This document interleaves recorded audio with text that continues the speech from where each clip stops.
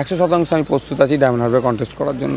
High voltage Diamond Harbour Lok Sabha কেন্দ্রে কি এবার অভিষেক বন্দ্যোপাধ্যায় বনাম নওশাদ সিদ্দিকীর লড়াই দেখবে বঙ্গবাসী? জল্পনা চলছিলই, এদিন আরও একবার চ্যালেঞ্জ ছুড়ে দিলেন ভাঙড়ের আইএসএফ বিধায়ক নিজেই। চ্যালেঞ্জ গ্রহণ করেছে তৃণমূল। যদি হিম্মত থাকে লড়ে দেখান, অভিষেক ফোবিয়াতে কতটা ভুগছেন আপনাদের আচার আচরণ কথার মধ্যে দিয়ে প্রমাণ পাওয়া যাচ্ছে। ব্রিগেডের সভা থেকে 42 আসনেই প্রার্থী ঘোষণা করে দিয়েছে তৃণমূল। ডায়মন্ড হারবারে প্রত্যাশা মতোই ফের প্রার্থী হয়েছেন তৃণমূলের সর্বভারতীয় সাধারণ সম্পাদক।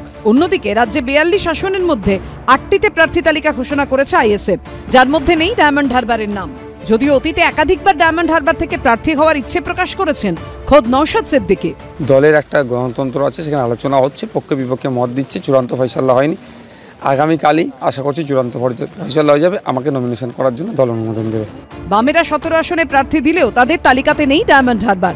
তাহলে কারা লড়বে ডায়মন্ড হারবারে, আইএসএফ না বামেরা? কবে নেওয়া হবে সিদ্ধান্ত?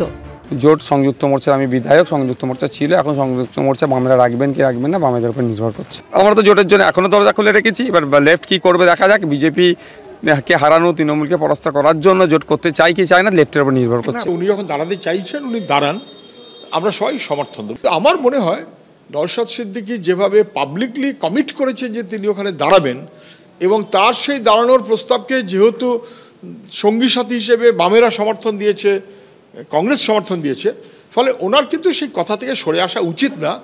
ওর কথা থেকে সরে আসলে লোকে ওকে হালকা বলে মনে করবে। নওশাদ সিদ্দিকী ডায়মন্ড হারবারে প্রার্থী হওয়ার সম্ভাবনা নিয়ে ইঙ্গিতপূর্ণ মন্তব্য শোনা গেছে বিরোধী দলনেতার গলাতেও। ওকে হারাবো, এবং নওশাদ ভাই যদি দাঁড়ায় ও থার্ড হবে, আমি বলে দিলাম।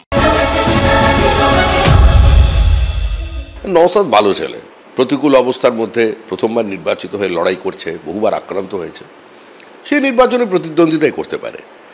কিন্তু এই নির্বাচনে ডায়মন্ড হারবার কেন্দ্র থেকে বিজেপির প্রার্থী দিল্লি যাবে।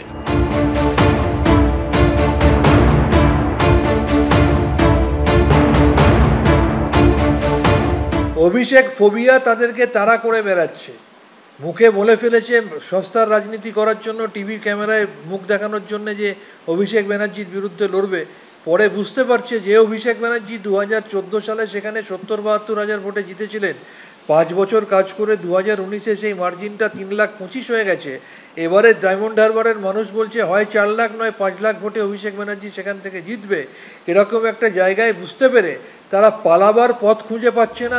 2014 সালে ডায়মন্ড হারবার কেন্দ্র থেকে প্রথমবার প্রার্থী হয়ে প্রায় 71,000 ভোটে জিতেছিলেন অভিষেক বন্দ্যোপাধ্যায়। 2019-এ সেই ব্যবধান বেড়ে দাঁড়ায় 3,21,000।